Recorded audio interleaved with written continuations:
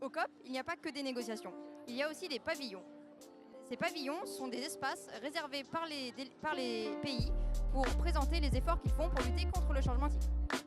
Depuis la COP 21, les pays qui le souhaitent peuvent demander un pavillon pour organiser des événements. Ces pavillons répondent à un réel besoin de clarification, de rendre les choses plus accessibles, car les négociations peuvent parfois paraître obscures et difficiles à comprendre. Les pavillons sont ouverts à tous et on y trouve autant des délégués, des entreprises, d'associations, des représentants de collectivités locales qui apprécient de découvrir un panel de solutions déployées par les uns et par les autres. Inauguré par le ministre de la Transition écologique et solidaire et par la secrétaire d'État le lundi 3 décembre, ce pavillon offre une ambiance chill avec un décor tout en palette, un mobilier de jardin et des plantes vertes. Bref, on s'y sent comme chez nous et on attire beaucoup de monde. La volonté est aussi au zéro papier, au zéro déchet et on y trouve du café à volonté lors des événements. Ces événements valorisent des initiatives en faveur du climat et pourraient être répliqués à d'autres territoires et via d'autres acteurs dans de nombreux domaines, que ce soit dans l'eau, les transports, le bâtiment, la finance, le genre, la jeunesse ou la biodiversité.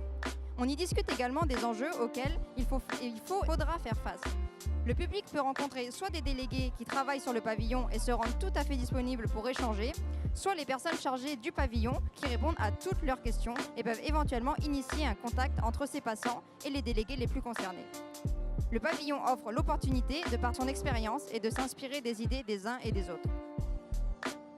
Cette année, Paulina Potemski, en charge du pavillon français, propose avec son équipe plus de 30 événements qui traitent de la biodiversité, de la ville durable, de la stratégie nationale bas carbone, des transports décarbonés, de la rénovation des bâtiments, etc.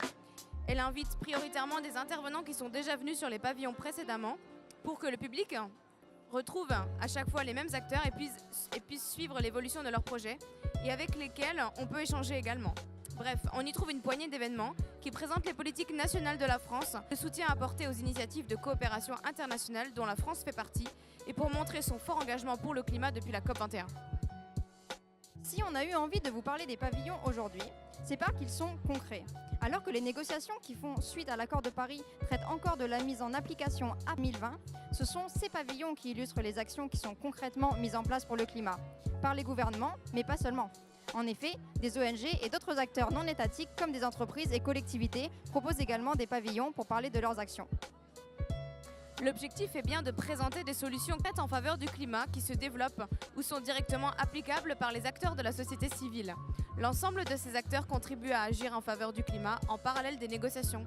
Finalement, les pavillons contribuent aux animations autour de la COP, favorisent les rencontres, valorisent les bonnes pratiques et nous rappellent l'importance combinée des organisations internationales, des États et de l'ensemble des acteurs de la société civile en faveur du climat.